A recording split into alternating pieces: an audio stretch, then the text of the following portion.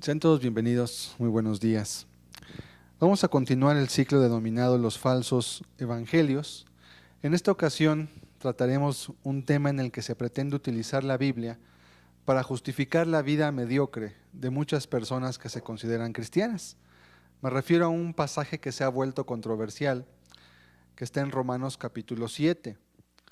En el mundo nominal cristiano se acostumbra a decir que Romanos 7 es la experiencia del cristiano carnal. De eso ya hemos hablado y hemos concluido, conforme a lo que la Escritura enseña, que tal variación de cristianismo es inexistente en las Escrituras.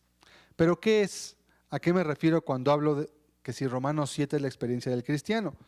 Obviamente muchos de los presentes que no tengan un contexto bíblico en sus vidas, que no hayan pertenecido a alguna religión o simplemente nos visiten por primera vez, segunda vez tal vez y no conozcan la Biblia, les resultará tal vez un tanto extraño hablar de estas cosas o escucharlas, pero le quiero explicar brevemente a qué se refiere para que veamos por qué le hemos denominado también un falso evangelio. Este pasaje de Romanos 7 se acostumbra a identificar con personas que siendo creyentes, es decir, creyendo en Dios y aplicando textos de la Biblia a sus vidas para justificar que son cristianas, cuando leen este pasaje de Romanos 7, lo aplican o puesto que se identifican con él, dicen entonces que es la vida normal del cristiano. ¿A qué me refiero? Que estas personas se imaginan que lo que está describiendo el apóstol Pablo en este capítulo de Romanos describe la vida inclusive de él, tanto que algunas personas llegan a decir, estoy como Pablo en Romanos 7. En algunos casos lo llaman la vida del cristiano carnal, así como Romanos 8 se le conoce como la experiencia del cristiano espiritual. Ya hemos entendido que solo hay cristianos y no cristianos. No hay cristianos carnales ni cristianos espirituales. Los cristianos simplemente son cristianos y no se les puede denominar de otra forma. Puede haber adjetivos que tengan que ver con, pues que tengan poca fe. La Biblia habla de personas débiles de conciencia. La Biblia habla de personas que son de conciencias fuertes, por ejemplo, son subdivisiones que sí hace la Biblia. La Biblia también habla de cristianos jóvenes, de padres espirituales, habla de niños en Cristo, pero algo así como cristianos carnales, eso no existe en ningún lugar de la Escritura. Sin embargo, este es un derivado de esa creencia. Debido a las herejías que se han ido introduciendo en la iglesia a lo largo de los siglos, el cristianismo ha sido golpeado en sus fundamentos, dando origen a estándares diferentes a los que la Biblia señala. Y hoy en día el cristianismo, mis queridos amigos, mis amados hermanos, el cristianismo es una especie de restaurante buffet. Tal vez usted ha ido alguna vez a comer en una comida tipo buffet. ¿Qué es un buffet? Un buffet es una comida en la cual hay muchas comidas, es decir, usted está invitado a comer o usted paga su boleto del buffet y cuando usted va a ese buffet le entregan solamente pues un vaso, a veces para que se sirva refresco o agua, pero usted puede tomar los platos que usted guste, va a haber muchos platillos, va a haber sopas, va a haber guisados, va a haber postres, los que usted quiera, y usted se sirve lo que usted quiera, con la condición de que se acabe todo. Le dejan que usted escoja lo que a usted le guste, lo que usted quiera comer, lo que se le antoje más ese día. Bien, el cristianismo pareciera que se ha convertido o se le ha transformado, porque no es así, como lo hemos estado viendo, se le ha querido dar la forma como de un buffet, donde la gente mira lo que la Biblia dice, pero como la Biblia es muy radical, como la Biblia es demasiado tajante en sus determinaciones, imagínense nada más, si no estás conmigo, contra mí es. Eso es muy radical, eso no deja lugar a espacios, a colchoncitos. Entonces, las personas buscan lugares donde les prediquen con la Biblia, pero les den oportunidad a que ellos, a su vez, puedan vivir una experiencia distinta a lo que la Biblia dice. Puesto que la vida de estas personas no concuerda con el estándar escritural de lo que es un cristiano, entonces se crean diferentes estándares, los cuales son todos falsos, solamente hay uno que es el estándar de la Biblia y fuera del estándar bíblico no existe ningún otro. Todos los demás son estándares falsos, creados por hombres. Puesto que en el estudio anterior hemos probado falsa la premisa de que existen dos tipos de cristianismo, hoy veremos precisamente el pasaje de Romanos 7 y entenderemos el por qué este pasaje no habla de la experiencia de una persona cristiana.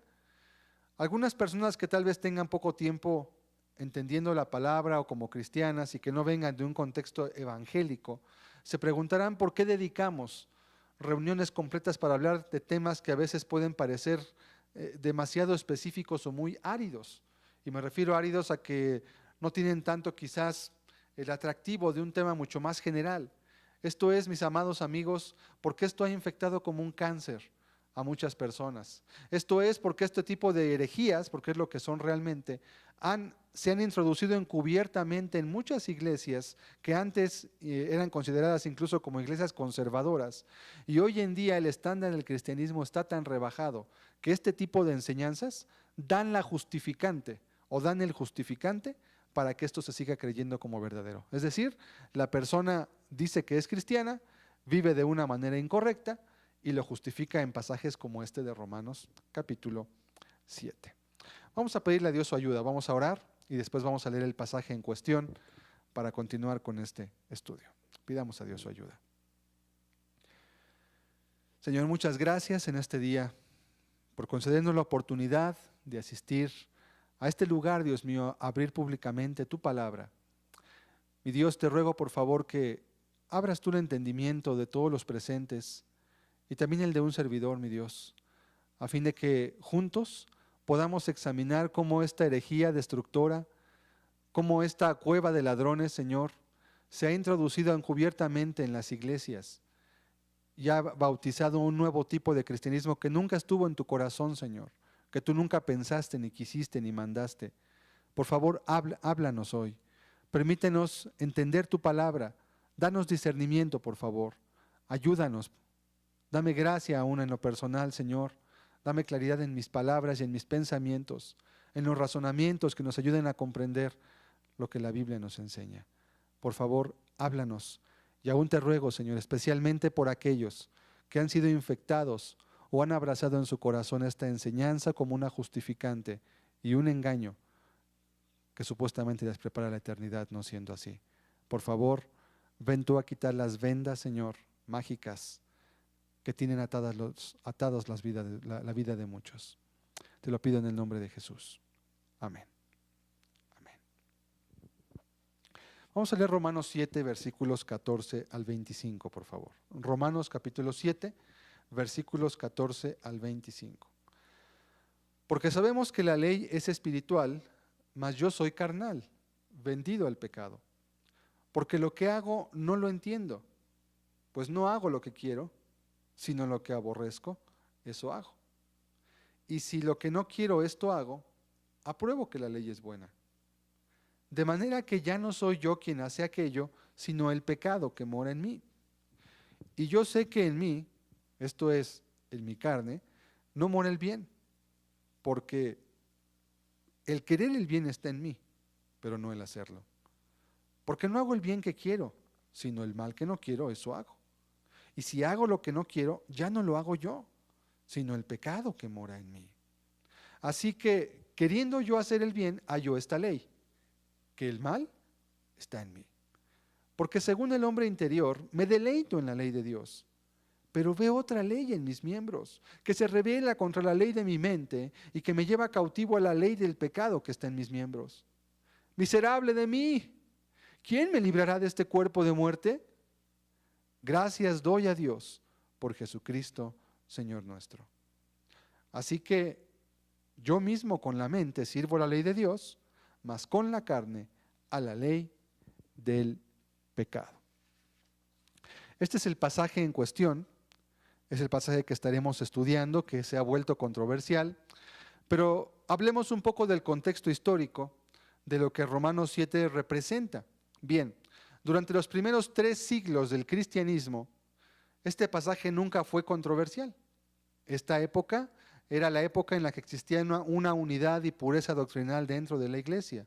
Aunque hubo muchas herejías que intentaron meterse dentro de la iglesia, el gnosticismo, el antinomianismo, el arrianismo, etcétera, etcétera, etcétera, muchas. Sin embargo, la iglesia se mantenía como un bloque monolítico. se mantenía sólidamente establecida dentro de un grupo de doctrinas perfectamente definidas y establecidas. Y esos 3 primeros siglos, en los cuales el cristianismo tuvo un auge muy grande, en los cuales la palabra de Dios corría por todos lados, y hubo un grande avivamiento sostenido a pesar de las grandes persecuciones que había en esos momentos. Jamás Romanos 7 fue un pasaje controversial. Creo que esto es muy importante, porque gran parte de lo que tenemos hoy como controversias se dan después de estas épocas. Es decir, cosas que la Biblia, cosas que los cristianos primeros nunca consideraron difíciles de entender, complicadas, ni tampoco las consideraron como cosas que podían dar lugar a lo que estamos viendo en estos días. Yo creo que si cualquier cristiano de aquel tiempo lo viera, pues sufriría mucho nada más de entender lo que hoy se está predicando o se da como cristianismo en muchos lugares. Todos los ministros de aquel entonces, hablo de los primeros 3 siglos, incluyendo a los padres apostólicos fueron los hombres que fueron discipulados directamente por los apóstoles y que a su vez después se levantaron ellos mismos y tomaron las riendas de la administración de la iglesia, tomaron las riendas de las iglesias de aquellos tiempos. Todos aquellos ministros afirmaban que este pasaje se refiere a la experiencia del hombre no regenerado. Fue hasta que Agustín de Hipona apareció en la palestra. Agustín de Hipona, a lo mejor ya se aprendió su nombre, fue el hombre del cual se derivan las doctrinas del pecado original, de salvo o siempre salvo. Esto es una derivación. La doctrina de vimos algunas más que tenían que ver directamente con él, específicamente, y precisamente nuevamente Agustín de Hipona hace su aparición. Y hasta que él propuso el susodicho pasaje como la experiencia del cristiano, y después Juan Calvino lo popularizó de esa manera, ya en el siglo XVI, fue hasta entonces que este pasaje entró como un tema de controversia. Hasta este tiempo, hasta antes de estas fechas, del siglo III específicamente, no hubo ninguna traza. Usted puede leer la historia, puede leer los Padres Apostólicos, que es un libro muy interesante, puede leer los mismos concilios que se hicieron durante los primeros 3 siglos de la historia de la Iglesia para rebatir las herejías que estaban o querían introducirse en la Iglesia, y nunca hubo ninguna declaración que dijera el concilio de fulano de tal lugar determina que el pasaje de Romanos 7 no se refiere a una persona convertida. Jamás hay ninguna cosa de ese tipo. ¿Por qué? Porque el estándar del cristianismo, la experiencia de salvación que los cristianos vivieron en aquel entonces era uniforme, es decir, estaban de acuerdo en lo que debía vivirse. Todos estaban de acuerdo en quién era una persona convertida y podían rápidamente identificarla. De igual manera también estaban de acuerdo en cómo era una persona inconversa y rápidamente se podía identificar. Es muy significativo, por tanto, que durante 300 años de cristianismo, en su etapa de pureza, de mayor pureza podríamos llamarlo con ese adjetivo, no hay una sola nota al respecto de Romanos 7. En resumen, puedo afirmar que este pasaje se convirtió en causa de controversia porque se permitió que se buscara adaptar lo que la Biblia dice a la experiencia de las personas y no al revés. Es decir, hubo personas que en lugar de meterse al estándar bíblico, en lugar de ellos encajar en lo que la Biblia dice cómo es una persona salva, en lugar de eso buscaron hacer lo contrario. Buscaron que la Biblia se acomodara a la experiencia de ellos. Entonces ellos, por decirlo de alguna forma, pensarían, yo ya soy cristiano, pero pues esto que dice aquí la Biblia no me checa. Bueno, entonces a ver, no, lo que pasa es que quiere decir esto, y esto quiere decir aquello otro. Y poco a poco fueron componiendo de tal forma lo que la Biblia decía, que entonces cuando alguien lee Romanos 7, creyendo que es cristiano, pero lo lee con ojos de una persona inconversa, dice, bueno, esto es lo que yo vivo, entonces estoy bien porque pues Pablo está describiendo lo que él decía.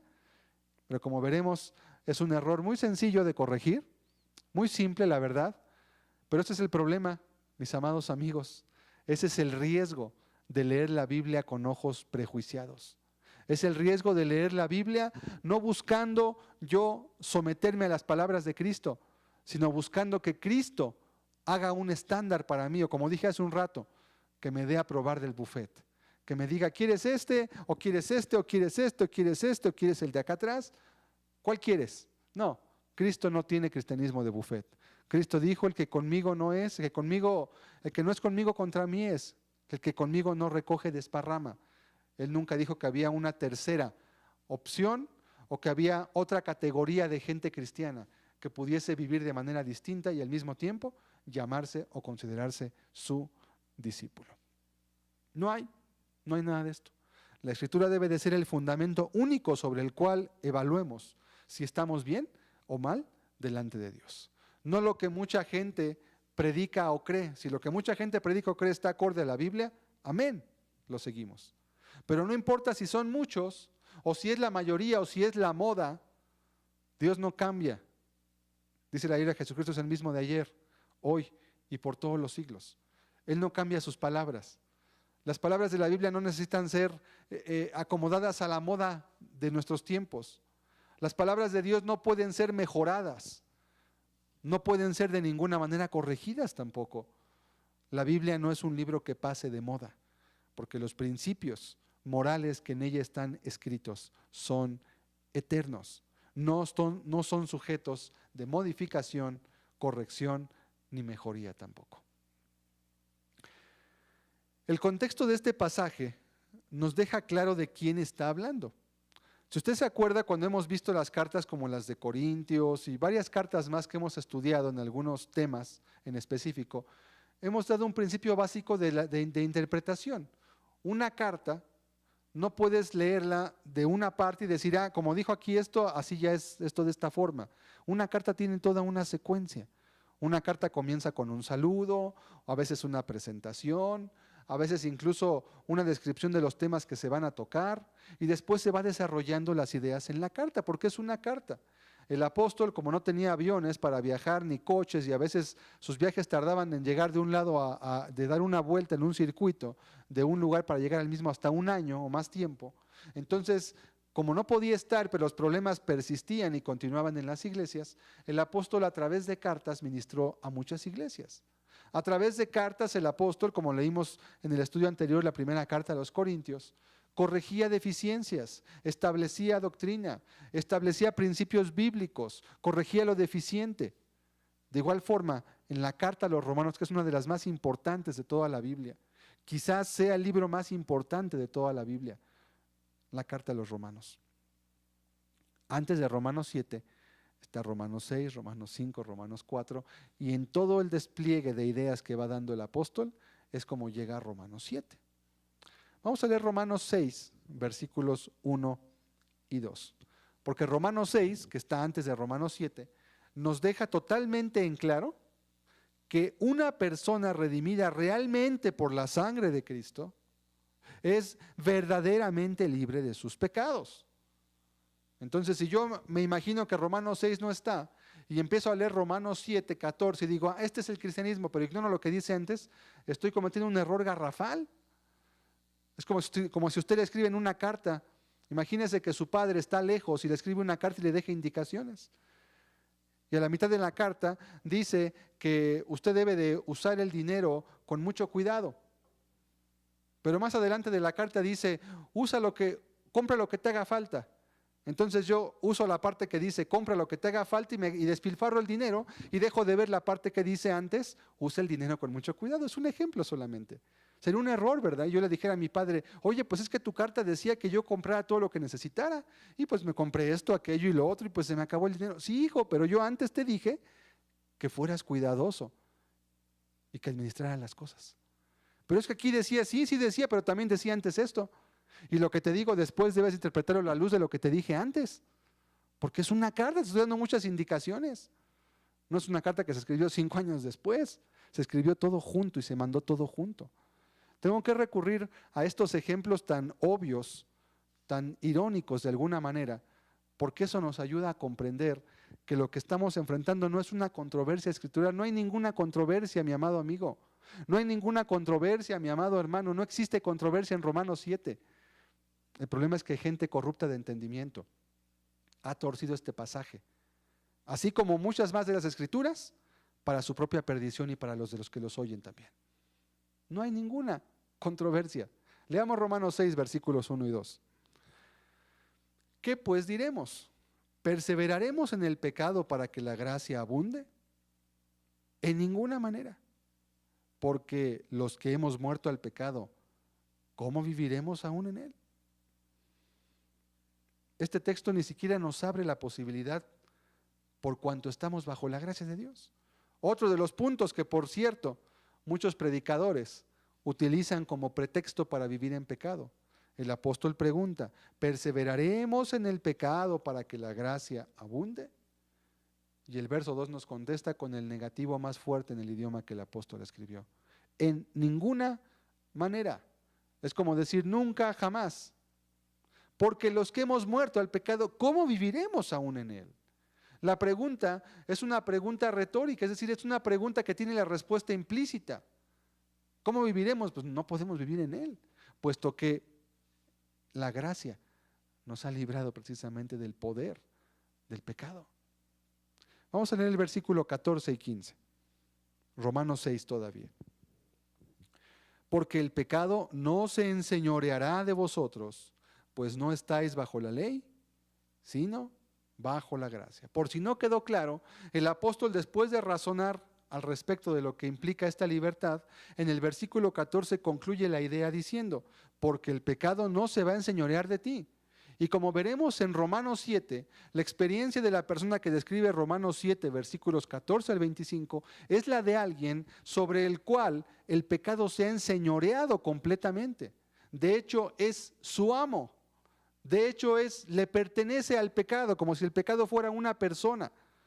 El pecado es el dueño de esa persona. Y aquí el texto dice, el pecado no se va a enseñorear. La palabra enseñorearse quiere decir que no va a ser un señor sobre de ti. No se va a poner encima de ti como si fuera tu amo. El pecado no se va a enseñorear y te explica por qué. Porque no estás bajo la ley. Y la persona de Romanos 7 tiene una cualidad, vive bajo la ley. Ponga atención a todo esto que estoy hablando ahorita, porque ahorita nos va a ser muy importante recordarlo. Verso 15. ¿Qué pues? ¿Pecaremos porque no estamos bajo la ley, sino bajo la gracia? Y nuevamente, en ninguna manera. Pareciera que es algo reiterativo. ¿Y sabe? Sí lo es, sí es reiterativo. El apóstol quería dejar claramente establecido, definido en la mente de los romanos que le estaban escuchando, que el pecado no era una opción, que el estándar normal de la vida de la persona cristiana era precisamente la libertad del pecado. ¿Por qué? Porque estaban bajo la gracia. Recuerde bien estos dos conceptos. Estas dos ideas que ahorita acabamos de examinar en Romanos 6, 1 y 2 y 14 y 15 son suficientes para comprender que Romanos 7 del 14 al 25 no puede referirse a una persona cristiana. Sin embargo, continuemos. Ahora, una pregunta, después de explicarles esto el apóstol, que el pecado no se va a enseñorear, que están bajo la gracia, que se le deben a Cristo, etcétera, etcétera. Una pregunta natural que hay en la mente de todo cristiano, y a mí en lo particular me lo han hecho muchas personas que quieren caminar con Dios, es ¿cómo le hago para continuar en ese camino? ¿Cómo le hago para que aunque vengan las tentaciones, cómo le hago para que aunque a veces me sienta débil, yo pueda permanecer en ese camino victorioso? ¿Cómo le hago, pastor? Me han dicho algunas personas recién convertidas, ¿cómo le puedo hacer? ¿Cómo camino con Cristo de manera que mi vida lo honre, lo glorifique? Que mi testimonio atraiga a otros, que mi vida sea un ejemplo, un testimonio para los demás. ¿Cómo le hago? El apóstol, que está hablándole a gentiles que no conocían la ley, muy importante, porque cuando habla a gente como a los Gálatas, por ejemplo, les habla muy distinto. Ellos ya conocían la ley y a ellos los reprende por quererse justificar mediante la ley. Y así entonces el apóstol les va a explicar a los romanos qué camino no deberían tomar. ¿Y sabe usted por qué habla tanto de la ley aquí Pablo a gente que era, a personas gentiles? Porque ya en aquel entonces uno de los primeros obstáculos, o podríamos llamarle entre comillas herejías, porque no era propiamente una herejía, bueno, aunque sí toca el fundamento de la gracia de Cristo, había personas que se llamaban judaizantes. ¿Quiénes eran los judaizantes? O también se les llamaba los mutiladores del cuerpo, usted verá esa expresión por ahí más adelante en el Nuevo Testamento. Eran judíos, como Pablo, que se habían convertido al cristianismo. Pero estaban tan arraigados a las leyes mosaicas, a las leyes que estableció Moisés, o más bien que le fueron dadas a Moisés, estaban tan arraigados en ellas que les decían a los cristianos que no eran judíos, bueno, sí es cierto, Cristo nos justifica, pero tienes que seguir guardando la ley de Moisés. Entonces, sí es cierto, eres cristiano, sí, amén, la gracia de Dios, pero tienes que circuncidarte y circuncidar a tus hijos. Tienes que guardar ciertas fiestas y había ciertas fiestas que ellos tenían que guardar. Y ya en el tiempo que Pablo estaba predicando, ya había un peligro latente y de alguna manera lo que el apóstol también quiere hacer es poner una especie de vacuna. Una vacuna para que si llegaban a Roma los judaizantes, aunque él no estuviera allí, porque él todavía no estaba en ese momento cuando escribió la carta, ellos pudieran ya estar advertidos de que el camino para vivir la vida cristiana no era a través de la ley. Los quiere vacunar, pero al mismo tiempo les va a mostrar el camino que no deben de tomar. Es lo primero que les enseña. El apóstol, recordemos, era un maestro y los maestros siempre buscan la forma en que los ejemplos, en que los puntos principales de una instrucción o enseñanza queden perfectamente bien guardados en la mente del oyente o del discípulo. Eso hace siempre un maestro. Entonces lo que hace el apóstol es darse la tarea de mostrarnos su experiencia antes de conocer a Cristo. Como una persona que conoce la ley solamente, esa experiencia es inútil para vivir como Dios manda. La ley no nos puede ayudar a vencer el pecado, porque no es la función de la ley. Les va a explicar que la ley solamente fue dada para conocer el pecado, no para vencerlo. Un error en el que los judaizantes ya habían caído. Es decir, se justificaban por la ley y no por Cristo. Y si usted quiere ver los peligros de los judaizantes que ya había en aquel tiempo, solamente lea Gálatas, todo el libro de los Gálatas va dirigido a una iglesia que ya estaba desviándose de la gracia de Cristo para empezar a justificarse por las obras de la ley. Y es precisamente lo que el apóstol les va a decir a los romanos.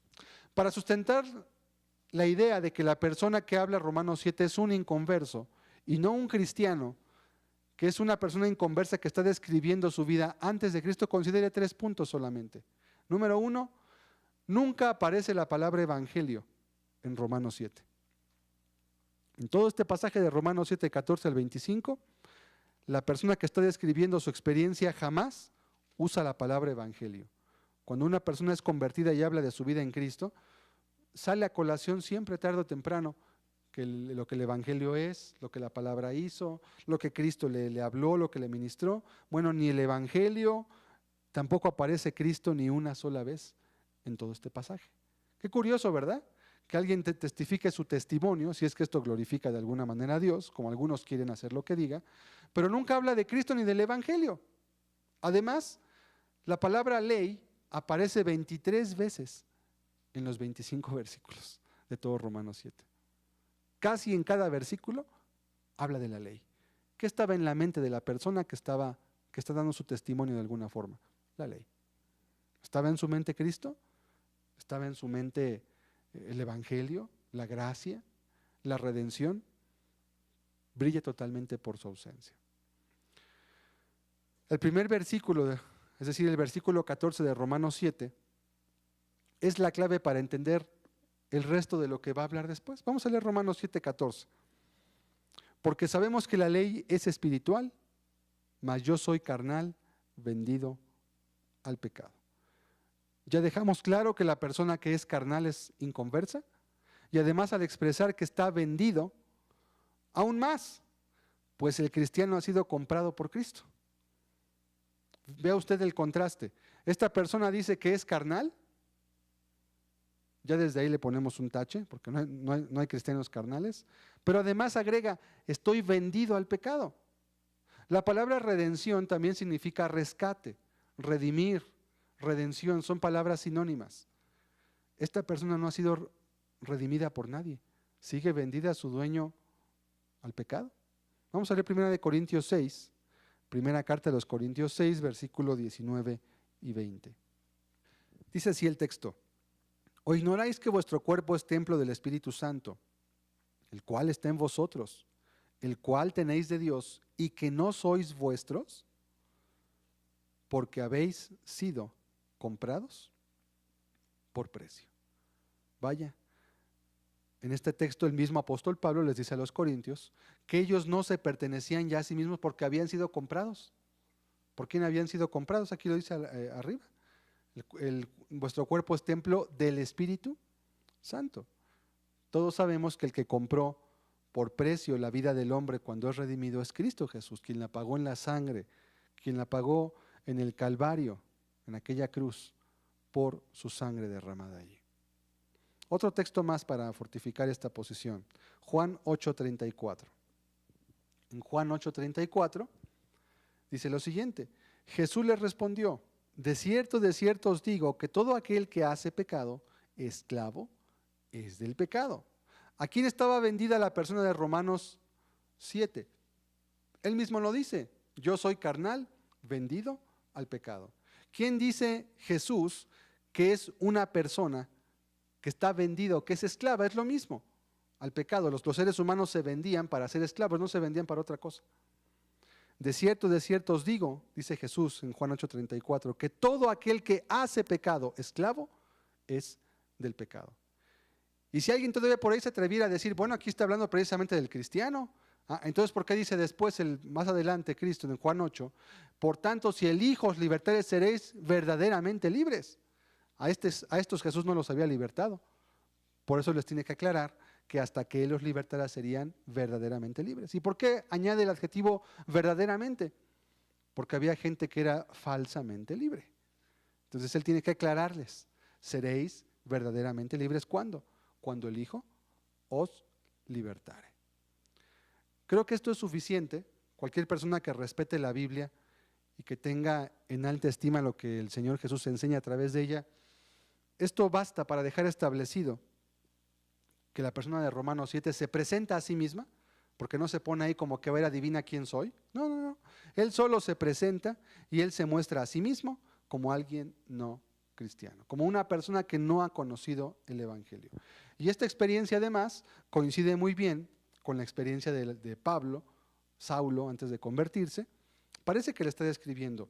Adam Clark, que es un comentarista muy respetado de la Biblia, es un comentarista que hizo un comentario respecto a toda la Biblia. Los comentarios son solamente eso, comentarios, pero son personas que son reconocidas por su piedad en su forma de vida y también por la luz que poseían de los textos bíblicos. No en todo están bien, pero normalmente hay pasajes que no tienen ninguna problemática para interpretarse. Por ejemplo, quiero leerles lo que dice Adam Clark en su comentario al respecto del pasaje de Romanos 7. Él dice lo siguiente, y usted puede leerlo ahí en la pantalla. Es difícil concebir cómo podría haberse infiltrado en la iglesia y prevalecido en ella la opinión de que el apóstol habla aquí de su estado regenerado. Esta opinión no solo ha rebajado muy lastimosa y vergonzosamente el estándar del cristianismo, sino que ha destruido su influencia y deshonrado su carácter. Se requiere muy poco conocimiento del espíritu del Evangelio y de la visión de esta epístola para entender que el apóstol aquí o está personificando a un judío bajo la ley sin el Evangelio, o está mostrando cómo fue su propio estado cuando fue profundamente convencido de que por las obras de la ley ningún hombre podría ser justificado. El comentario de este hombre, así como el de otros comentaristas bíblicos como Archibald Thomas Robertson, otro comentarista del Nuevo Testamento, un erudito en griego, y junto con él varios más, coinciden exactamente en que la persona aquí no puede ser cristiana, porque considerar la cristiana sería violentar todos los principios de la exégesis bíblica. Exégesis quiere decir explicación simplemente, explicación de un pasaje bíblico, nada más. Vamos a leer el texto en cuestión. Romanos 7, versículo 14 hasta el 25, y vamos a irlo diseccionando versículo por versículo para entender qué está pasando dentro de la mente de esta persona. Y usted va a poder decirme, si usted conoce, aunque sea un poquito de la Biblia, si esto cree usted que sea la experiencia de alguien que conoce a Dios, que está feliz, que es libre, que ama a Cristo, que hace lo que hace un cristiano, o si es la experiencia de una persona que más bien no conoce a Cristo. Vamos a leer Romanos 7, versículo 14. Porque sabemos que la ley es espiritual, mas yo soy carnal, vendido al pecado. Ya explicamos este texto. En este caso, lo que va a hacer el apóstol en esta descripción es personificar al pecado como si fuera una persona. Haga de cuenta que el pecado fuera alguien que tiene rostro, que tiene cara, que tiene personalidad, y se presenta un día a una subasta y están ofreciendo por ahí a un ser humano, que es el que está exhibiéndose aquí, y el pecado dice: aquí está el precio, me lo llevo. Entonces el pecado, el señor pecado, ¿verdad?, por personificarlo de esta forma, cierra el trato y le entregan su mercancía, le entregan a la persona. Y ahora, ¿qué es el pecado en la vida de esa persona? Es su amo, es su dueño. El pecado es dueño de esa persona y esta persona está vendida al pecado. Va a ser útil que entendamos esta referencia o esta metáfora para que comprendamos el lenguaje que utiliza después el apóstol. Verso 15. Porque lo que hago no lo entiendo. A ver, ya empecemos aquí con problemas. ¿Cómo que lo que hago no lo entiendo? ¿Qué no entiende usted que está mal robar? ¿Qué no entiende que está mal mentir? No quiere decir que no sepa qué es robar o qué es mentir. Quiere decir que su verdadera naturaleza, puesto que su percepción espiritual está embotada y cegada por el pecado, porque es esclavo del pecado, no puede alcanzar a entender el daño que está haciendo, o no alcanza a entender por qué hace cosas que no quiere hacer. Ahorita explicaré los adjetivos de cada pregunta. Dice después: pues no hago lo que quiero. El quiero aquí no es un deseo de decir esto es lo que yo quiero, esto es lo que está en mi corazón, no.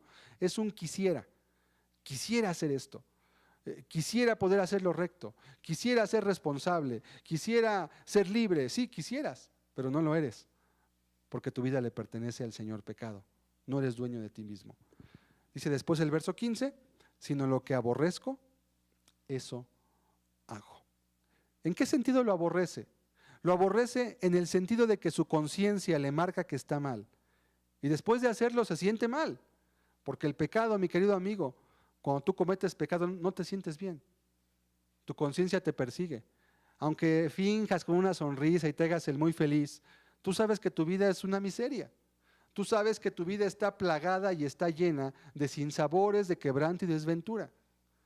Entonces, esta persona entendía que hacía cosas que no entendía por qué las hacía, pero las hacía, simplemente. Sino lo que aborrezco, dice, eso hago. Lo aborrece no en el sentido de que le cause asco, lo aborrece en el sentido como el pecador piensa. Para un pecador, ¿qué es lo malo? Para un pecador lo malo es lo que le causa dolor o lo que le cuesta trabajo, eso es lo malo.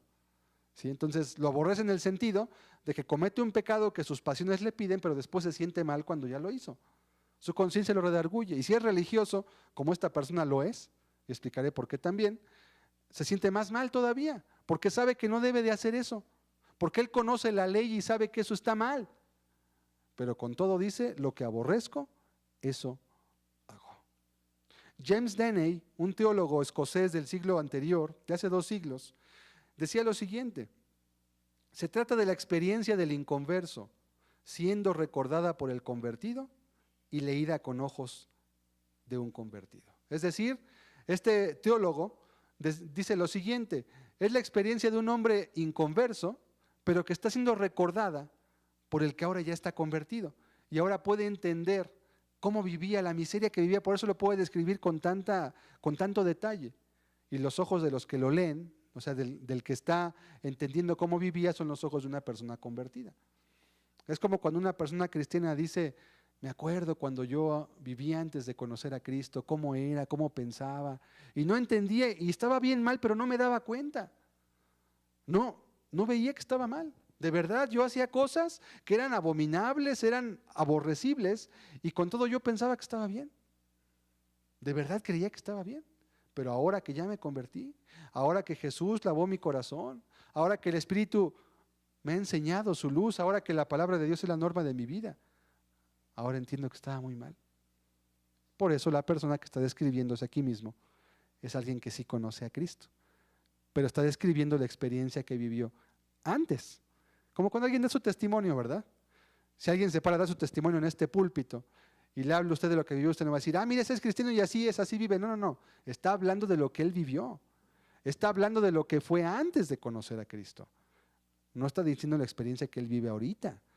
Por eso está testificando, sino que testifica. Si su vida es igual que cuando era inconverso, ¿de qué carambas va a testificar? Pues no hay nada que testificar, sería una burla. Verso 16, sigamos leyendo.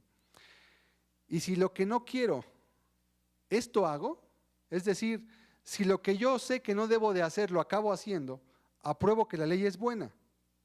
Apruebo que la ley está en lo correcto, pues me dice lo que debería hacer, pero como estoy esclavizado de mis pasiones y deseos, pues no lo hago. ¿Qué significa esto? Que la persona cuando hace lo que es incorrecto, se siente mal. Y entonces cuando ve la Biblia que le dice, por ejemplo, no robes.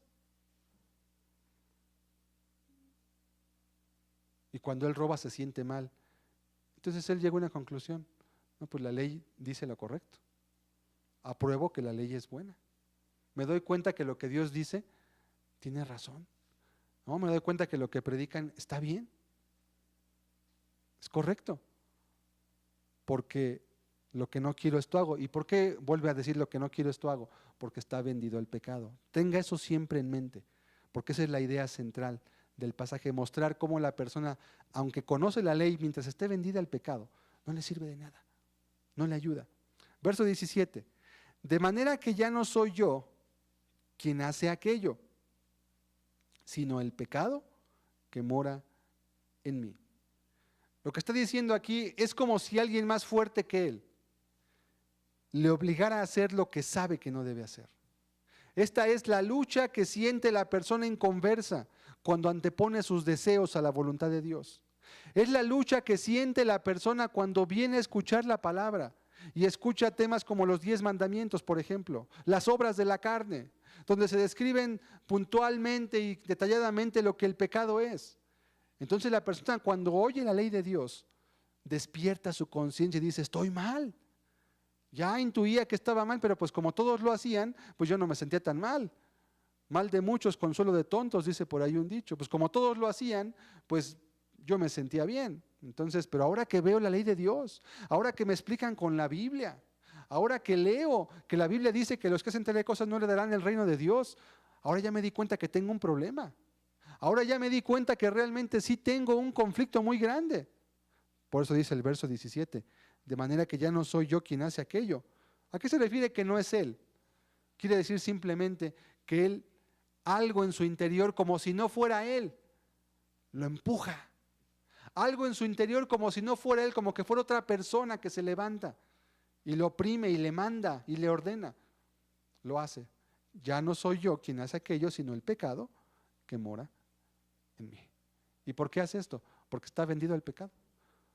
Porque él le entregó su voluntad al pecado. Eso precisamente es lo que es una falta de arrepentimiento. Cuando una persona vive en sus pecados pero no quiere doblegar su voluntad a Dios. Es decir, quiere empezar a hacer lo bueno, pero sin rendirse a Cristo. Aunque en este caso del de Romanos 7, esta persona aún no conoce del Evangelio ni de Cristo. Porque nunca habla de Cristo aquí. Él solo conoce la ley. Cuando usted se le predica la palabra de Dios y entiende lo que debe de hacer y empieza a querer hacerlo por su fuerza, no, ya entendí que está mal, ya no lo voy a hacer. Y sí, usted tiene una fuerza de voluntad, tiene un libre albedrío que le permite escoger. Pero cuando usted quiere cumplir con las leyes aún de la intención en el corazón, sin entregarle su vida a Dios, sin rendirse incondicionalmente a Cristo, sin someterse a su señorío totalmente, es ahí donde viene el fracaso. Pero esta persona está un paso antes todavía, no conoce a Cristo. Él no sabe que debe entregarse a Cristo. Está con su mentalidad en la ley de Dios, es todo lo que él conoce. Verso 18, y yo sé que en mí, esto es en mi carne, si se acuerdan en el estudio anterior explicamos qué era el término carne, lo recuerdo brevemente. La carne, cuando se refiere aquí a ese término, es la tendencia a satisfacer sus pasiones y deseos naturales. Yo sé que en mí esto es, en mis deseos, yo sé que en mí esto es la tendencia que tengo a hacer lo que me pide mi cuerpo, no mora el bien. Porque el querer, cuando yo deseo el bien, el desear el bien está en mí, o sea, yo sí quiero. Oigo la palabra y digo, qué hermoso, así debe de ser. Qué bonito perdonar a tu prójimo. Qué hermoso no robar, ser honesto, ser honrado, conformarte con lo que tienes. Hacer las cosas con verdad, hablar verdad cada cual con su prójimo. Qué hermoso. No hablar mal de tu prójimo, no hablar chismes de tu hermano. Ir con él y decirle cara a cara las cosas requiere más valentía que hacerlo a su espalda. Y la gente aprueba. Por eso dice, yo sé que en mi carne no mora el bien, porque el querer, el bien, está en mí. Cuando dice está en mí, quiere decir está a mi alcance. Tengo la posibilidad. Pero como soy esclavo del pecado, cuando yo quiero levantar mi mano para alcanzar eso que necesito, el pecado me dice, atrás, tú me perteneces a mí. ¿No puedes hacerlo?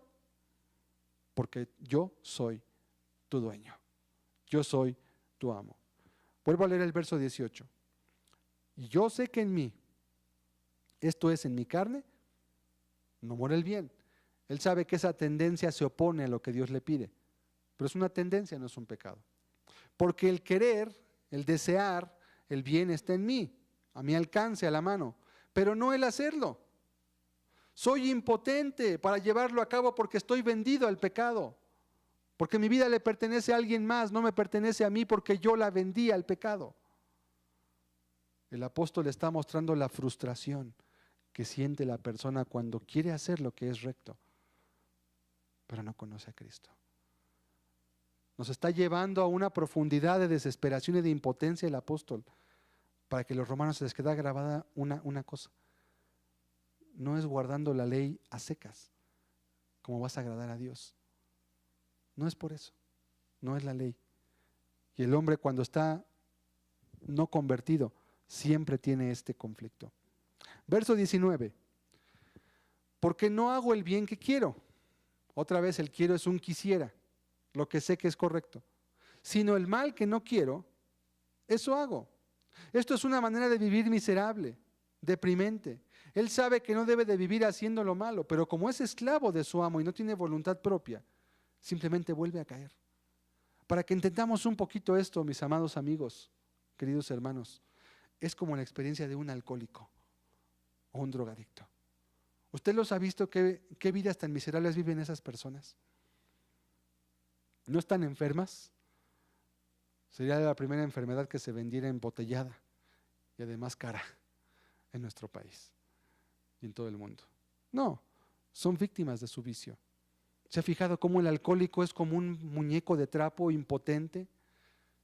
Parece no un ser humano, sino una piltrafa. Está temblando, está con temblores, con sed, con ganas de alcohol.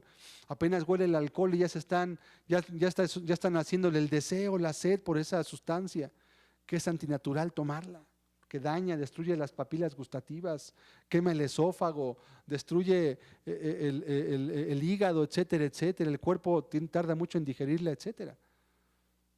Sin embargo, la persona desarrolló una pasión y se volvió esclavo de ella. Y aunque esa persona sabe que no debe volver a tomar, aunque el drogadicto sabe que no debe volverse a drogar, es casi impotente para no hacerlo. Por eso dice, no hago el bien que quiero, sino el mal que no quiero, eso hago. Y aquí es donde el religioso engañado encuentra su refugio. Pues así vivo yo. Ya sé lo que tengo que hacer, pero no lo hago. Pues si no lo haces porque tú nunca te has arrepentido. No lo haces porque estás engañado. No lo haces porque alguien te dijo que Jesús te libra para que hagas lo malo. Nomás que a este hombre nunca le han hablado de Cristo. Este de Romanos 7 jamás saca colación a Jesús. Jamás habla del Evangelio, jamás habla del amor de Dios, jamás habla del sacrificio de Cristo en la cruz, jamás toca el punto de la gracia, jamás habla de la santificación porque eran conceptos ajenos a su vida.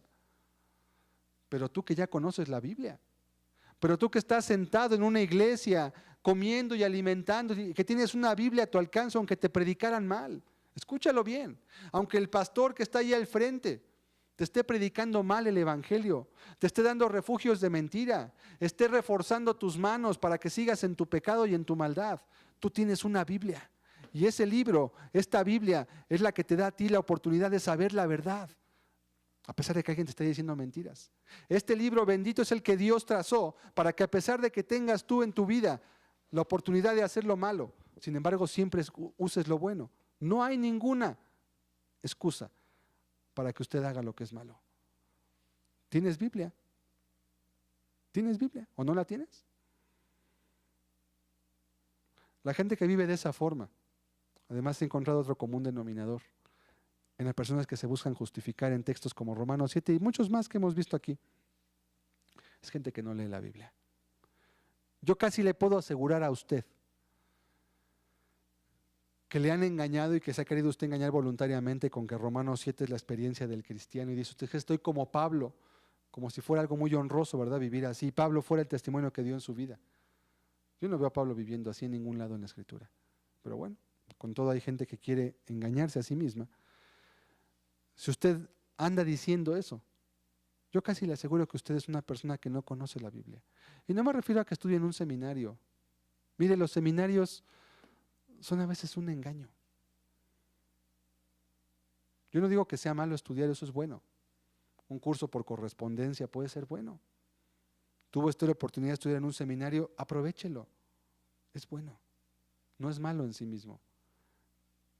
El problema es que las personas sustituyen la obediencia a Dios y la experiencia de la salvación por el conocimiento. O también por la ausencia de conocimiento. Pues todo es por fe. Pues yo por fe creo que estoy bien, yo por fe creo que voy al cielo, yo por fe digo que estoy bien, aunque mi testimonio da todo lo contrario, pero por fe digo que estoy bien y sácame de ahí. Y la persona se vuelve como alguien que no tiene razón o que está usando la mente de una manera pues mañosa. Pues ¿cómo que por fe estoy bien? Pues la Biblia también te dice, hay parámetros bíblicos. La fe no va lejos de la Biblia, la fe va tomada de la Biblia. La fe se aplica juntamente con el texto sagrado, no en lugar de él. Sí, la fe es algo bíblico, la fe es un fundamento cristiano, pero hay que usarla en su justa medida y en el contexto adecuado, no como una justificante para tapar las maldades o los pecados de otras personas. No hago el bien que quiero, sino el mal que no quiero, eso hago. Vaya, ¿producirá esto felicidad? Pues yo lo que he visto es que no. Yo también algún tiempo en mi vida viví y fui un inconverso. Y yo le puedo decir algo con sinceridad, yo no era feliz. Y algo así como lo que está aquí era lo que yo vivía también. Y yo no era feliz, yo no tenía paz. No había en mí nada de eso. Verso 20. Y si hago lo que no quiero, ya no lo hago yo. Otra vez vuelve a recalcar lo que mencionó el verso 17. ¿Por qué lo menciona dos veces en 4 versículos? Porque nos quiere dar a entender que esto es un ciclo.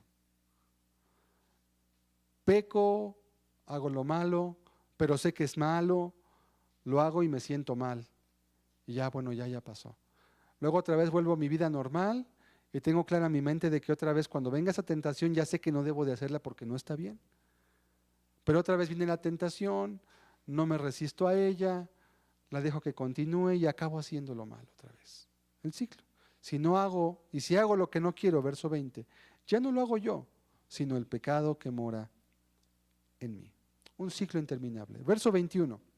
Así que, en resumen, quieren decir las palabras así que, queriendo, o sea, deseando yo hacer el bien, hallo esta ley. Es decir, aun cuando yo quiero o deseo hacer lo que es recto, me encuentro una regla de acción más fuerte que la que sé que debo de hacer. Esto le llamaban algunos filósofos el conflicto entre el deber y el ser. Las personas saben lo que deben de hacer, pero es muy diferente a lo que son. La gente sabe lo que es correcto, pero es diferente a lo que se vive en la realidad. Era un conflicto que los filósofos han manejado desde hace siglos y siglos, aún antes de Cristo.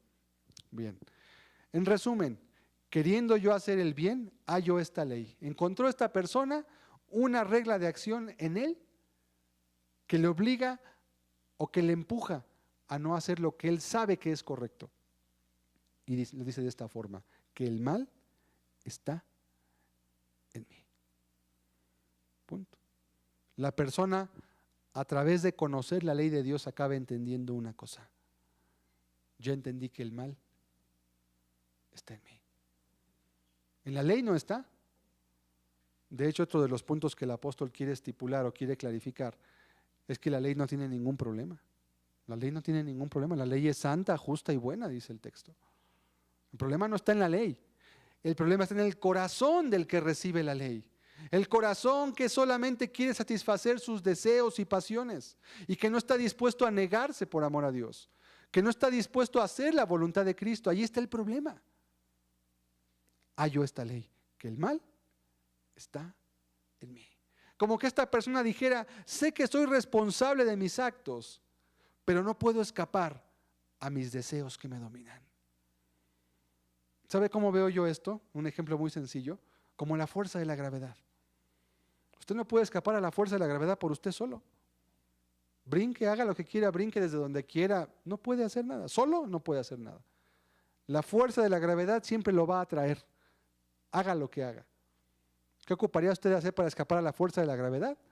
Pues lo que es un astronauta, ¿verdad? Subirse a un cohete, a una nave espacial, y con un aparato mucho más poderoso que usted, que lo excede en mucha fuerza, lo saque de la atracción terrestre. Es un ejemplo solamente que pensé cuando estaba haciendo este estudio. Esta persona no puede escapar a sus deseos y pasiones. Y no me refiero a los deseos y pasiones del cuerpo naturales, a la voluntad que él mismo rindió a sus deseos y pasiones, a que él se vendió al pecado. Dice la Biblia en Primera de Reyes de un rey llamado Acab, nadie se pervirtió tanto como Acab porque se vendió a hacer lo malo. Y es el mismo vocablo que utiliza la Biblia, nada más que en el hebreo. Se vendió, se alquiló, se vendió por un costo para hacer lo malo. ¿A quién se vendió al pecado? ¿Qué era lo que buscaba Acab? Hacer lo que se le venía en gana. Un día se le antojó a Acab que le gustaba el terreno de su vecino, a donde él vivía en su palacio, en su casa. Y se le antojó que le gustaban las viñas de un hombre llamado Nabot. Pues le gustaron. Como mucha gente, ¿verdad? Que se le antoja cualquier cosa. Así también hay gente que se le antoja adulterar, se le antoja mentir, se le antoja matar, y pues lo hacen. Y Acab fue y le dijo a Nabot, oye Nabot, véndeme tu viña. Te voy a pagar el doble de lo que vale porque me gustan tus huertos, me gustan tus árboles. Y Nabot, que era un hombre temeroso de Dios, le dijo, en ninguna manera lo puedo hacer, porque la Biblia nos manda que no debemos traspasar la heredad de nuestros padres. Y Dios les había mandado a los israelitas que ellos no podían vender la tierra de sus padres a otras personas. Tenían que traspasarla de generación en generación. Y Nabot se fue todo amargado. Ay, ¿cómo es posible esta gente exagerada, fanática, nomás porque dice ahí la Biblia que esto ya no lo hacen, pues qué les cuesta? Y se fue bien amargado Nabot, pero fue bien amargado Acab, perdón, porque no le vendió Nabot sus tierras. Y por ahí se encontró a su mujer Jezabel. Dijo, ¿por qué estás triste? Y pues ya le explicó lo que había pasado. Y Jezabel le dijo, ten cuidado, yo te voy a dar las tierras de ese hombre Nabot. Y Jezabel tomó el anillo del rey, sobornó a 2 hombres perversos y les dijo, testifiquen contra Nabot que lo oyeron blasfemar el nombre de Dios. Y el castigo por blasfemar el nombre de Dios era ser apedreado, ser muerto. Y estos hombres perversos, con la anuencia de la reina Jezabel, con la anuencia del rey que entregó el anillo, aunque quizás no sabía muy bien lo que iba a hacer Jezabel, pero de todos modos, pues el decirle a su mujer, yo te voy a dar la tierra, pues ¿cómo me la vas a dar si dijo que no la iba a vender? ¿No le preocupó? Pues consíguemela. Tengo ganas de la tierra. ¿La ocupaba? No, no la ocupaba. Era el rey. ¿Qué le faltaba? ¿Qué necesitaba? Pero el pecador siempre está insatisfecho. Tengas lo que tengas, nunca estás saciado. Tengas lo que tengas, siempre eres infeliz y eres miserable. Porque en el pecado no hay felicidad. Y fueron y acusaron a este hombre Nabot. Y lo apedrearon. Y lo mataron. Y entonces Jezabel compró. Más creo que ni compró, lo despojó simplemente de su tierra. ¿Se le antojó? El mal está en mí. ¿A quién se vendió Acab? Al pecado, que en este caso de alguna manera estaba representado en cierta manera por su mujer Jezabel. Se vendió a hacer lo malo. Y así muchos de los presentes que están luchando contra sus propios pecados no pueden ganar esa batalla. Número 1, porque no quieren entregarse a Cristo. Y número 2, porque aman su pecado. No le busques más. No le des vueltas. No te compliques la vida. No busques explicaciones inexistentes, porque no existen, no están. No las inventes, porque nadie las va a creer. Y aunque tú te las creas, Dios no las va a creer. Verso 22, seguimos leyendo. ¿Qué más pasa en la mente de este hombre, en su corazón? Porque según el hombre interior, me deleito en la ley de Dios. Pasa a un siguiente punto la descripción de este hombre y explica que su conciencia y su razón se alegran de entender lo que es correcto. Esto es, su razón le guía a lo bueno. Y cuando oye la palabra, su conciencia hace un clic, como que algo se prende en la mente de la persona cuando escucha la palabra de Dios. Y hay muchas personas que aunque son pecadoras, aunque no quieren dejar su maldad, aunque no se quieren arrepentir, aquí están domingo tras domingo escuchando la palabra, pero no se arrepienten. ¿Y sabes por qué están aquí? Porque les gusta escuchar la exposición de las palabras de Dios, porque les gusta escuchar la Biblia, porque les gusta aprender, porque se deleitan escuchando la verdad, la rectitud, la santidad, aunque ellos no lo quieran vivir. Así están muchos de ustedes, ¿o no es cierto? Sí, tú, ese eres tú. Te gusta escuchar la palabra, te deleitas, la platicas, se la compartes a alguien, pero tú no te arrepientes. Nada más te gusta oírla. Te gusta, te fascina, aprendes, te deleitas porque en nuestro interior, aún la conciencia del pecador, a pesar de que esté dormida, a pesar de que se encuentre de alguna manera sofocada por tanto pecado, cuando ha escuchado la ley, empieza a despertar. Y cuando empieza a despertar, empieza a percibir un poquito la luz. Y cuando percibe la luz, dice, esto es mejor que la oscuridad. Y le gusta esa luz, pero no quieren ir a esa luz. ¿No dijo el Señor Jesús?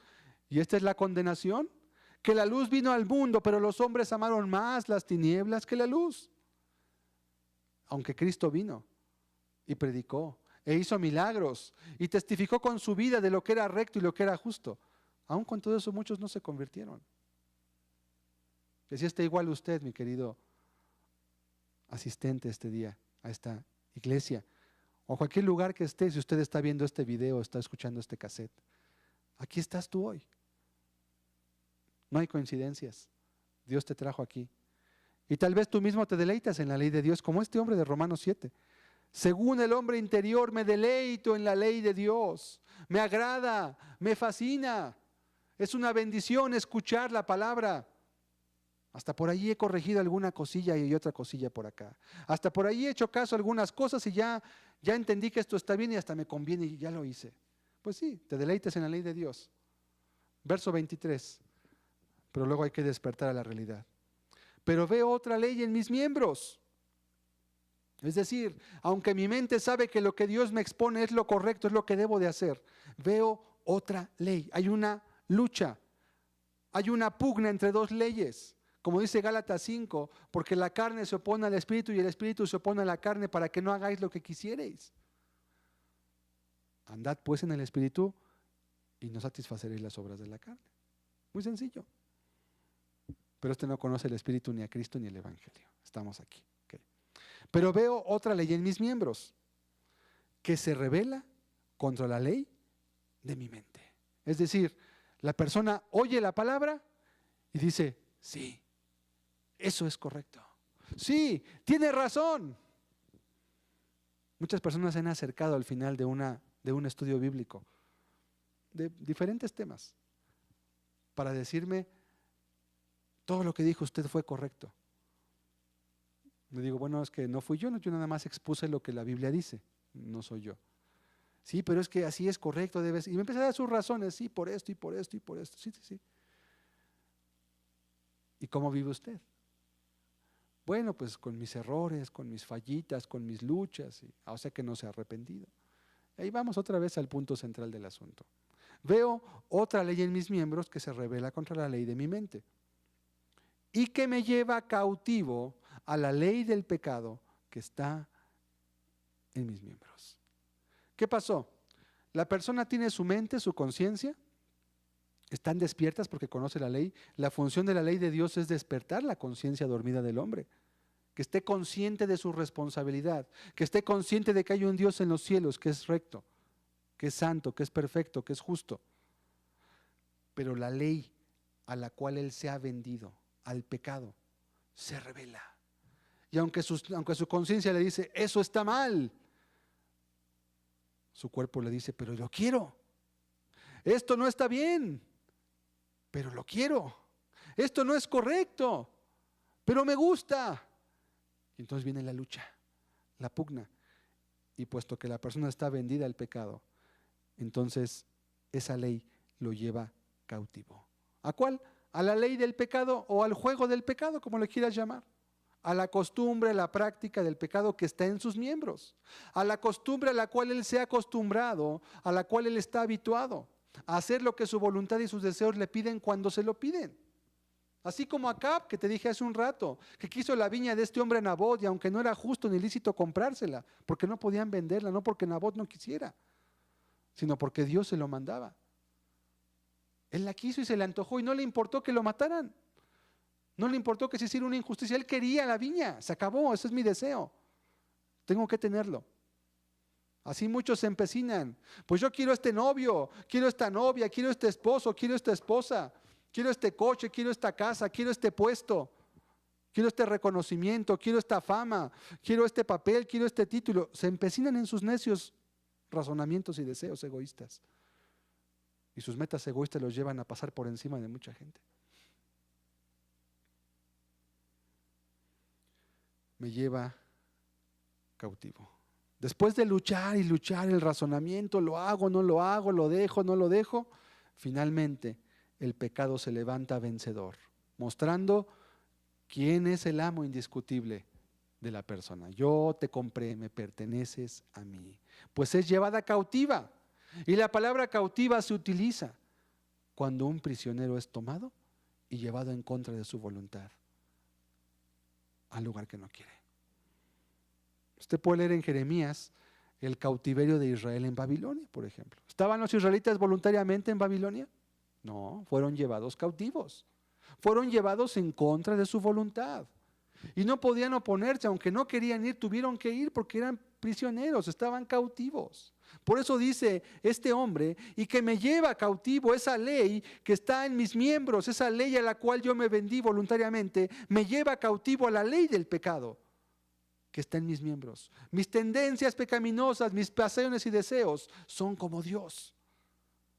Ellos son los que mandan, no yo. Y entonces viene una dualidad, ¿verdad?, en la persona. Por eso comentamos que el que está hablando es una persona convertida, hablando de su experiencia anterior. Eso checa perfectamente, porque una persona inconversa no entiende esto. Una persona inconversa, si usted es una persona inconversa ahorita, tal vez esté teniendo un poquito de luz, Dios le está ayudando, está iluminando su entendimiento. Pues sí, así vivo yo, sí, es lo que tú estás viviendo. Pero ahorita porque lo vemos, la persona cristiana tiene la capacidad, por la luz que Dios le da en su vida, de entender lo que vivió, para que no se vuelva a meter ahí otra vez. ¿Ya entendiste? ¿Ya captaste cómo opera el pecado? ¿Ya entendiste que tus deseos y pasiones tienen que estar sujetos y dominados por el dominio propio? Ok, no vuelvas a ese camino. Porque si te vuelves a meter, aunque seas cristiano, eres de carne y hueso. Aunque seas cristiano, tienes pasiones y deseos. Aunque seas cristiano, sigues teniendo deseos en tu cuerpo que son normales, no son pecado. Pero no juegues con fuego. No te metas otra vez en ese camino que es un camino sin retorno, o más bien sería un callejón sin salida. Verso 24, después de ver cómo vive la persona en un ciclo interminable, y aunque ve la ley de Dios y dice, qué hermoso vivir así, qué bonito si yo pudiera hacer esto, hacer aquello, pero no puede, en el verso 24 llega a la culminación, al clímax de toda esta expresión. Miserable de mí. Miserable de mí, se está compadeciendo a sí mismo, miserable de mí. ¿Quién me librará de este cuerpo de muerte? La vida de esta persona es una miseria, es un mal necesario, es una experiencia de derrota y de vergüenza continua. día a día vive así. ¿Sabe por qué la gente se suicida? ¿Sabe por qué la gente se deprime? Gran parte de los suicidios y las depresiones en nuestra sociedad se deben al pecado.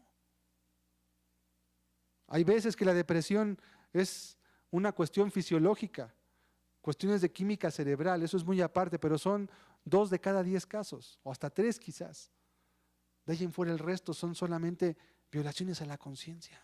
Estar haciendo lo malo, estar persistiendo en lo injusto, estar violentando la conciencia, rompiendo las leyes de Dios. La gente se deprime. La gente hace lo que sea por salir de su depresión por sí misma. Miserable de mí, ¿quién me librará de mis pasiones y los deseos a los cuales estoy esclavizado? Porque en este estado nunca podré hacer lo correcto. Aunque quiero, no lo hago. Aunque sé que es lo correcto, no lo hago. ¿Quién me librará de este cuerpo de muerte? ¿Quién? Cuando alguien es despertado en su conciencia por la ley de Dios, se encuentra en este conflicto. Ya estaba ese conflicto en él antes, pero no estaba totalmente consciente de las implicaciones y ahora las está entendiendo. Soy una persona miserable, soy digna de conmiseración. Pero finalmente no puede ser una víctima porque él mismo se vendió al pecado. No es víctima por cuanto él mismo escogió ese camino. No es víctima por cuanto él mismo tomó la senda, se desvió. Todos a una se desviaron, a una se hicieron inútiles. Todos se desviaron. No fue una cuestión de mala suerte. No fue una cuestión en la que no tuviera elección. Fue su propia decisión. Verso 25. Aquí viene una pausa. Después de llegar a la culminación de la miseria de vida, si se puede llamar vida esto, de este hombre, el apóstol se detiene y reflexiona sobre lo que es y lo que era antes. Como que llega a describir, como que yo lo veo de esta forma. El apóstol está describiendo su experiencia antigua, esa es mi postura en lo particular, lo que él vivió, porque lo hace vívido, porque de alguna manera lo comenta como en carne propia. Y cuando llega al punto más álgido, cuando llega a la culminación de todo este asunto, entonces dice, gracias doy a Dios por Jesucristo, Señor nuestro. Gracias, Cristo, porque esa experiencia era miserable. Gracias, Dios, porque esa experiencia era algo espantoso, era algo, una esclavitud, algo que ni mi religión me pudo librar, solo tú, Señor. Gracias doy a Dios por Jesucristo, Señor nuestro. Hasta aquí menciona a Dios y a Jesucristo. Es una pausa. Gracias, Señor. Gracias. Y ahora retoma el relato. ¿Qué es lo que ocurre entonces en la vida de este hombre? Así que, en resumen, yo mismo con la mente sirvo a la ley de Dios, es decir, mi conciencia y razón me dicen lo correcto y estoy de acuerdo en que la ley de Dios es lo correcto. Con la mente sirvo a la ley de Dios y yo apruebo lo que Dios dice. Es más, si veo que alguien hace lo malo, le digo, eso está mal. Porque mi mente funciona y me dice lo que es correcto. Y si te voy a un trabajo y veo que mi trabajador roba, le digo, oye, ¿estás robándome? Y lo reprendo. Y le digo, ¿está mal eso que haces? Hasta le puedo llegar a decir, ¿no ves que es un pecado? Pero cuando yo tengo que robar o hacer otro pecado, ya no lo veo. Yo mismo con la mente sirvo a la ley de Dios. Mi mente se deleita, se goza, lo aprueba.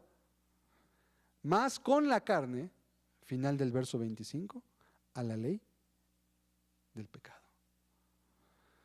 Mi conciencia y mi razón me dicen lo correcto y estoy de acuerdo, pero mi realidad es que acabo rompiendo la ley de Dios y haciendo lo que me dictan mis pasiones y deseos. En resumen, su ser está dividido, pues su mente le indica el camino correcto.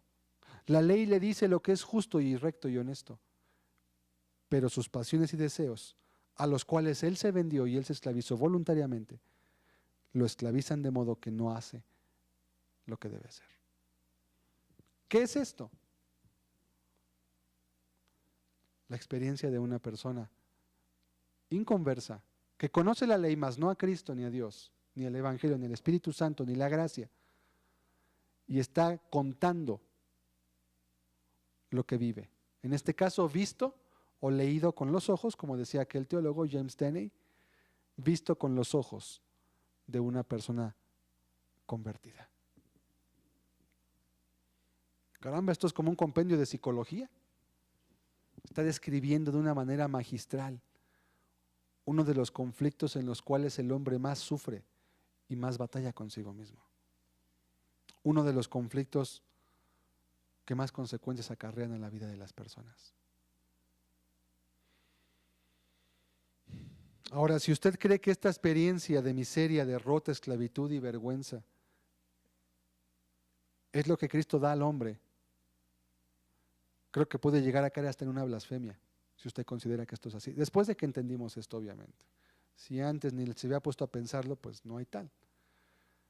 Pero si después de que vemos, examinamos, diseccionamos todo, miramos, vemos la unidad de la Biblia en los conceptos que utiliza, en quién es un cristiano, que una persona carnal no es convertida, en cómo el cristiano ha sido libre por la gracia y no puede seguir viviendo en la práctica del pecado, todavía usted dijera, bueno, pero es que así es la experiencia de Pablo. Bueno, yo nada más le preguntaría, si este es Pablo, entonces ¿quién es el de Romanos 8? Porque Romanos 8 habla todo lo contrario a este. Allá habla de puro evangelio, puro Cristo, puro espíritu. Casi la ley queda al margen. Entonces, ¿quién es el de Romanos 8? Digo, si Pablo es el de Romanos 7, ¿quién es el de Romanos 8? Es una pregunta que yo le he hecho a algunas personas que dicen que Romanos 7 es la experiencia de Pablo. Digo, entonces, ¿quién es Romanos 8? ¿Quién es? ¿Será un extraterrestre? ¿Será un ser de otro mundo que nos visitó y que está escribiendo algo que es imposible vivir? Porque yo veo aquí igual Romanos 8 habla de una experiencia actual. En el momento que se escribió no está hablando de algo en pasado ni en futuro, está hablando en tiempo presente.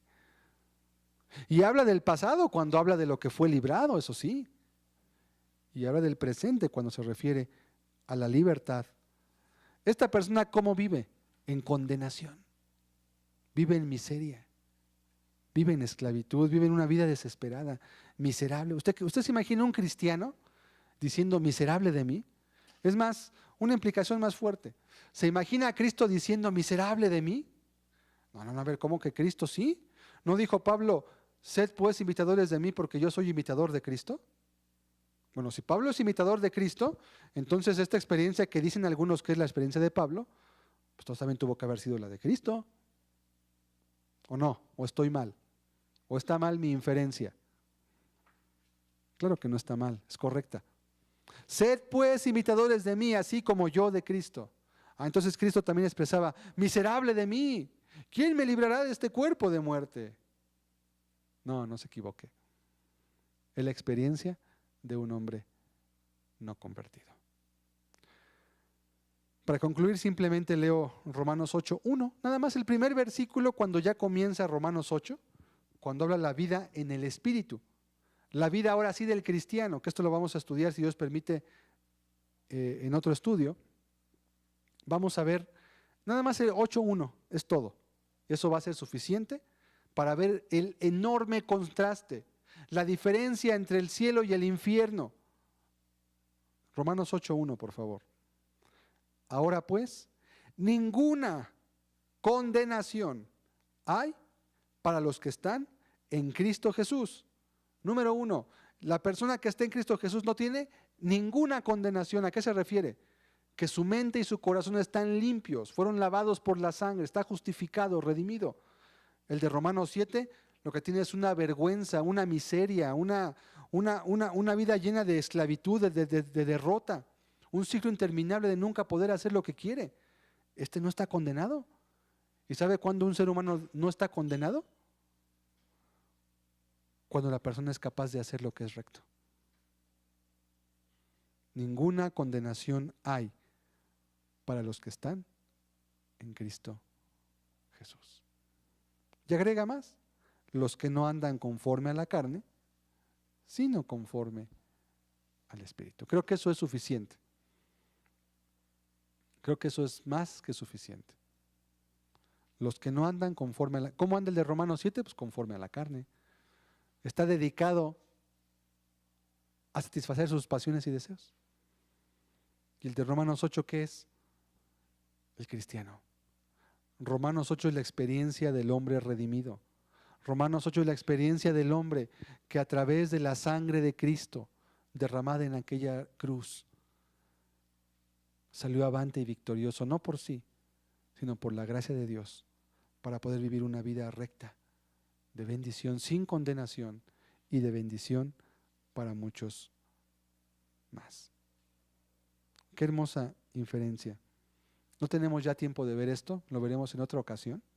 Estudiaremos, cuando acabemos de ver los falsos evangelios, cómo es la vida del cristiano realmente. Cuál es el verdadero evangelio y las consecuencias que éste produce cuando una persona lo aplica. Termino hablando de los peligros de esta doctrina. Peligros de esta doctrina. Número 1.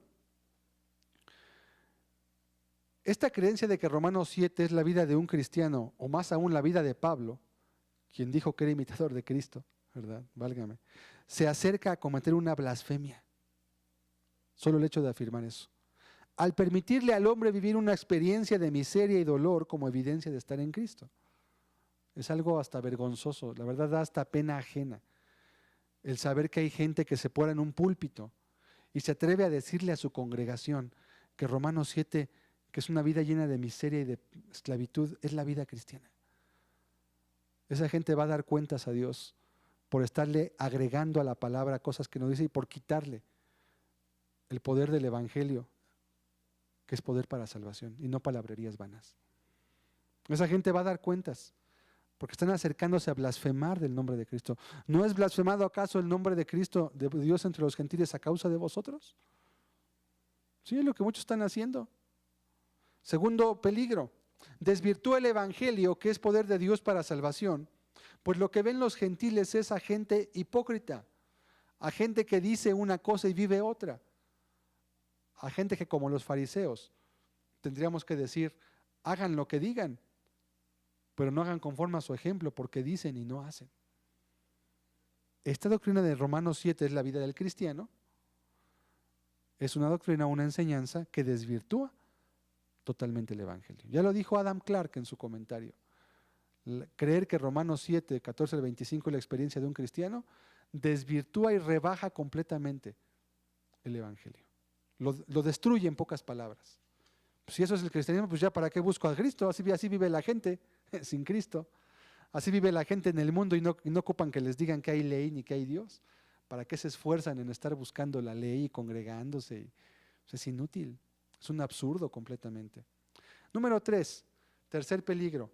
Inaugura un nuevo estándar que ni la iglesia ni la Biblia jamás han reconocido ni tolerado. Una persona que viviendo en pecado es cristiana. Eso es inconcebible. Inconcebible. Número 4, engaña al inconverso, haciéndole creer que está como Pablo, o sea, que se compara a Pablo. Y mucha gente con desvergüenza y desfachatez lo dicen así: estoy como Pablo en Romanos 7. Usted está perdido en sus pecados.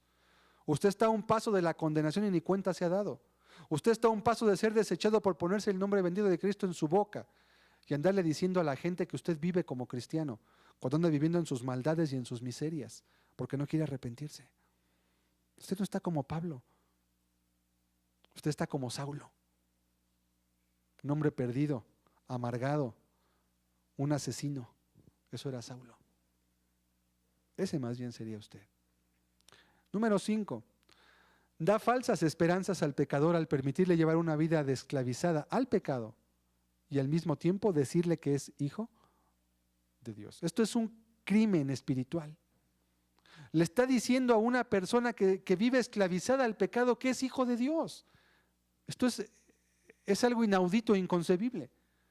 Eso es un suicidio, es un homicidio más bien, de parte del que le dice a esa persona con la Biblia en la mano, por su flojera, por su pereza, por su falta de discernimiento bíblico y aún por su vida de pecado, porque el que predica esto, no lo predica por error, ¿eh? El que predica esto, mi amado hermano y amigo, no lo predica porque se le pasó leerlo. No. El que predica esto lo predica porque él vive igual. Por eso lo predica. Por eso lo predica. No lo predica porque no sabía, pobrecito. Hay que enseñarle. No, ese es lo que quiere, son más argumentos para seguir pecando. Ese lo que busca son más textos. ¿Cómo torcer más textos para justificar su maldad? Es lo que está buscando. No, ese no está buscando servir a Dios. Ese está buscando servirse de Dios. Está buscando servirse de las ofrendas, de los diezmos, de la gente que ya existe. Está buscando que lo sigan reconociendo y no perder un puesto. Cuando él mismo vive en pecados escandalosos muchas veces. A veces hasta adulterios. Conocidos, sabidos, escándalos aún hasta en la sociedad, fraudes, robos, mentiras, avaricia. Pero es el ungido de Jehová, no lo toques. Ese es el ungido de Satanás, no le tenga ni miedo. Denúncielo y si le roba hasta llévelo hasta las autoridades. Póngale una demanda, que lo metan a la cárcel para que no siga robando gente. De qué ungido de Jehová ni que nada. Quítese esas vendas mágicas. Eso no son ministros, son nubes sin agua, son hombres puestos para tropezarle a usted, si usted quiere realmente buscar a Dios. Nada. Y por último, número 6, apoya la herejía del antinomianismo, como todos los demás falsos evangelios que hemos estudiado, dando ánimo al pecador, al cual Jehová no anima. Vamos a leer Ezequiel 13:22. Ezequiel 13, verso 22. Por cuanto entristecisteis con mentiras el corazón del justo, al cual yo no entristecí, y fortalecisteis las manos del impío, para que no se apartase de su mal camino, infundiéndole ánimo. Esto es lo que muchos pastores, ministros, o lo que sean, porque ya ahora hasta se ponen, ya pastor no les basta, ahora ya son apóstoles, ya son enviados de no sé quién y ellos se ponen sus títulos ellos solos, ellos se los creen solos. Dice, entristecisteis con mentiras el corazón del justo y fortalecisteis las manos del impío, al cual, para que no se apartase de su mal camino, infundiéndole ¿qué? Ánimo. No te preocupes, vives así, no te preocupes. Estás como Pablo en Romanos 7, mira, ven, vamos a leerlo, ven. Aquí está Romanos 7, mira, lo que entiendo, lo que hago no lo entiendo, sino lo que entiendo, así estás tú, mira. Pues sí, mira, la verdad sigues adulterando, pero es que lo que tú haces, es que no lo entiendes. Mira, es que Pablo también nos muestra aquí la Biblia, pero él era cristiano, él sirvió a Dios y, oye, ten cuidado lo que haces. Estás infundiéndole ánimo al pecador para que no se aparte de su mal camino. Dios metiéndole convicción por un lado para que entienda que está mal. Y estos falsos ministros, estos predicadores, amadores de sí mismos, cuyo Dios es su vientre y cuya gloria es su vergüenza, infundiendo el ánimo al impío para que siga en su pecado. En lugar de que le digan, apártate, deja tu pecado, deja de robar, deja de mentir, deja de fornicar, deja de adulterar. No. Estás como Pablo en Romanos 7. Que Jehová te reprenda y que el Señor te haga entender que estás mal a como el Señor sabe. Porque estás desviando a muchas almas. Si tú predicas eso, sea quien sea que escuches, estás bajo una severa condenación por parte de Dios. No, por parte mía no. Eso es lo que dice la palabra. Falsos profetas y falsos maestros. Tenga mucho cuidado. La herejía del antinomianismo ha tomado nueva fuerza y de manera o de forma que se disfraza a través de muchos evangelios como los que hemos visto, está nuevamente queriéndose introducir a la iglesia, justificando el vivir sin ley a la gente que se llama cristiana.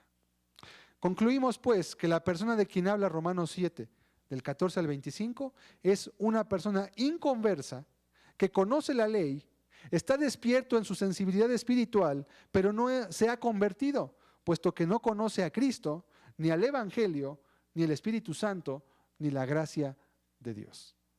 Entonces, cuando le digan que Romanos 7 es la experiencia de un cristiano, se puede reír con toda libertad delante de esa persona, y si es prudente le instruirá, porque hay muchos que no ocupan instrucción, ocupan reprensión más bien, ¿sí? Y podrá ver la ignorancia que existe hoy en día, lamentablemente, de las Escrituras en el pueblo llamado cristiano. La grande y espantosa ignorancia, a veces tanto hasta en aquellos que predican, lamentablemente. ¿No debería ser así? pero lamentablemente así es muchas veces. Lea usted la Escritura. No se fíe de las palabras de un pastor, ni aun de las mías.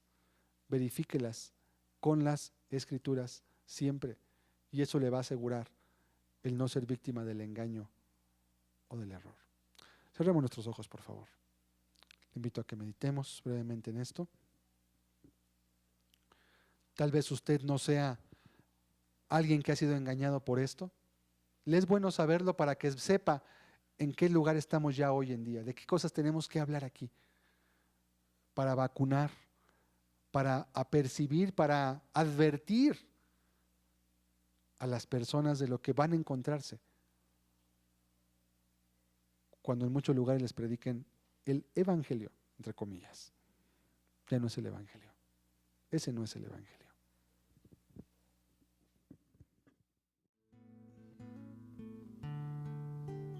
Lo que Jesucristo hace en una vida es algo glorioso. Cuando Jesús libera a una persona, realmente la hace libre. No le deja atrapada en sus pecados, no la deja de alguna forma medio libre. Cuando Dios hace una cosa, la hace bien.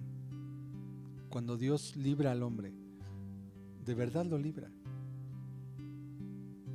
No lo deja en un estado como el que acabamos de leer, por favor. Se ocupa muy poco conocimiento de la Biblia para entender esto.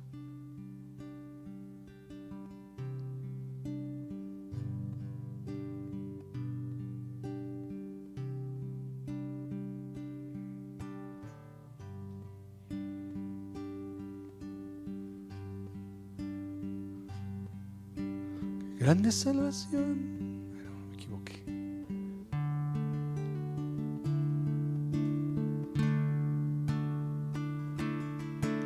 Grande salvación has traído a mi vida,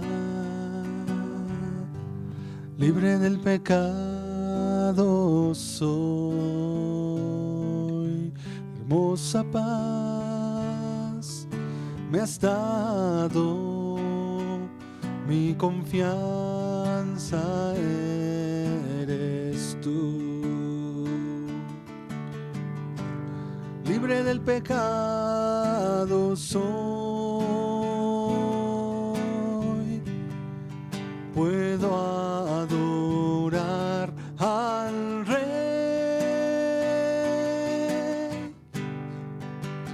Grande salvación, grande salvación me has dado a mí.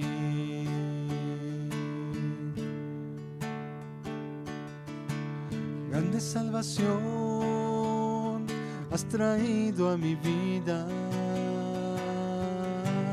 libre del pecado soy.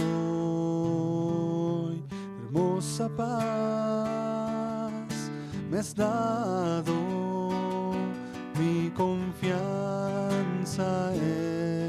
eres tú. Libre del pecado soy, puedo adorar al Rey. Grande salvación, qué grande salvación, grande salvación me has dado a mí.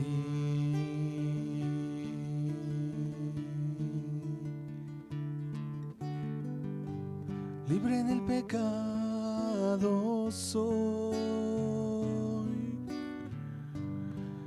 puedo adorar al Rey. Grande salvación, grande salvación me has dado a mí.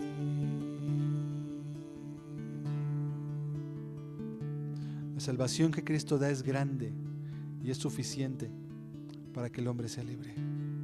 La salvación que el Señor Jesús otorga es una de la cual no hay que arrepentirse, ni de la cual hay que estar añadiéndole, complementándole.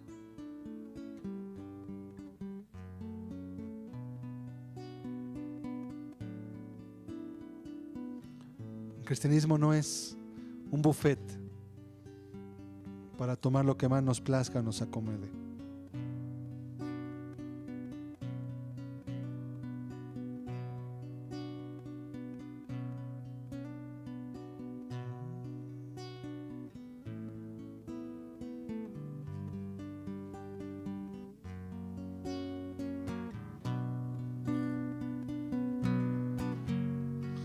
Tú que dices ser hijo de Dios, dime dónde están tus frutos, la paciencia, la benignidad, el amor y la verdad. Tú que dices Cristo vive en mí y no andas en su luz. Tú que dices Cristo vive en mí y no llevas ya su cruz. No, no te engañes, pídele perdón. No, no te engañes, pídele perdón. Ser cristiano es algo más que elevar las manos y cantar. Ser cristiano es algo más que decir gloria al Señor, Señor. Es algo más, es mucho más, es algo más, es mucho más. Cuando el diablo viene a tentarte y no estás dispuesto a negarte, cuando ves un necesitado, pasas de largo sin mirar. Dudo que Cristo viva en tu corazón, y cuando al final te llame, ¿qué vas a decir? No, no te engañes, pídele perdón. No, no te engañes, pídele perdón. Ser cristiano es algo más que elevar las manos y cantar. Ser cristiano es algo más que decir gloria al Señor, Señor. Es algo más, es mucho más, es algo más, es mucho más. Tú que dices ser hijo de Dios, dime dónde están tus frutos, la paciencia, la benignidad, el amor y la verdad. Tú que dices Cristo vive en mí y no andas en su luz. Tú que dices Cristo vive en mí y no llevas ya tu cruz. No, no te engañes, pídele perdón. No, no te engañes, pídele perdón. Ser cristiano es algo más que elevar las manos y cantar. Ser cristiano es algo más que decir gloria al Señor, Señor. Es algo más, es mucho más, es algo más, es mucho más, es mucho más. En verdad que ser cristiano es mucho más que los estándares que son hoy populares muestran. Es mucho más que llenar los requisitos a veces de una iglesia. Es mucho más que recitar una palabra, mucho más que saber aún una doctrina. Tiene que ver con nuestros hechos, con nuestra vida, no solo con lo que creemos, aunque finalmente lo que creemos va a formar nuestros hechos y nuestras vidas. Reflexione y piense. ¿Qué es lo que usted ha recibido por cristianismo? ¿Qué es lo que usted vive como cristianismo? ¿Coincide con la palabra de Dios? ¿O es descalificado por la palabra de Dios? Son preguntas buenas de hacerse, porque en aquel día que estemos delante de Cristo en su tribunal, no se nos preguntará qué creímos, sino se nos hará ver lo que hicimos. Y eso es una gran diferencia.